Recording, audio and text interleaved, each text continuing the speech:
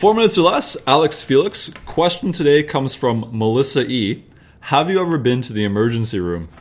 I've been a couple times as a kid. What about you? Yeah. No, I used to go to the emergency room a lot when I was younger. Yeah. Okay, well, you go first. You go first. I think there's two that are worth sharing. Okay, so I was shoveling my neighbor's driveway because that's what I did as a kid. I'd do the snow shoveling thing. For money or? I'm not doing it for free. I'm not helping out. So anyways, I'd go down there, and it was just a really big blizzard this one day. It was cold. Mm-hmm. So I'm out, I shoveled the snow, and I didn't have a hat on, and I was out shoveling for maybe an hour and a half because it just kept coming down while I was shoveling.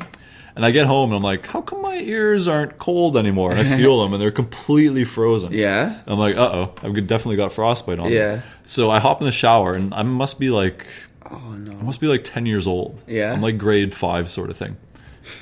And maybe a little. Anyways, I was somewhere around there. So I hop in the shower, and they're not thawing out. I'm like, oh, well, I better tell my mom. And you don't want to tell your mom because your mom's going to be pissed at you.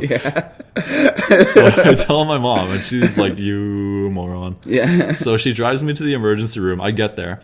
And the emergency rooms here in Canada, well, I guess we're in Canada, so that's how that works. We have the public health and everything. Yeah. So you go to the emergency room. There's the first waiting area. You go, you check in. Yeah. And then they move you to go see the doctor. And then there's a second waiting room there. Mm-hmm. And when you get to the second waiting room, it's usually in order of how emergency it is, right? Mm-hmm. So it's me, a baby this baby's like a month old, just coughing up a storm. Oh no! There's an old sick woman, and there's a kid with a broken leg in a wheelchair. I'm the first one to be called, so I'm 10. I'm like, oh, what's wrong with me, right? Yeah. I'm losing my ears. Yeah.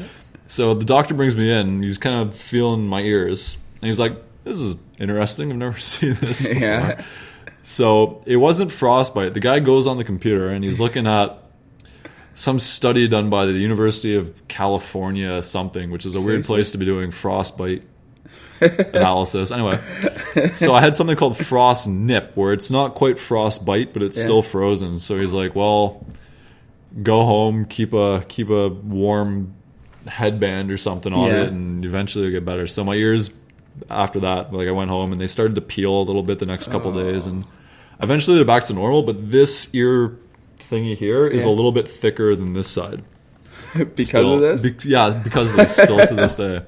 You're a monster. Yeah, the other time, I was stupid as a kid. Just so many dumb accidents. Another time, I was skiing. I didn't have my helmet on. The only day I never wore my helmet. Yeah. My mom still brings this up because she's like, I know you should have worn your helmet because that's what mothers do. Yeah. So this is so embarrassing. I was like 12, 13, and I was checking out a girl skiing by. Yeah.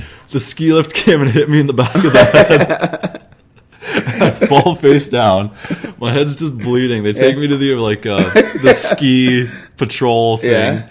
And you gotta go get stitches. So I go to the hospital back here in Toronto, and the guy takes literally just a staple gun. Yeah.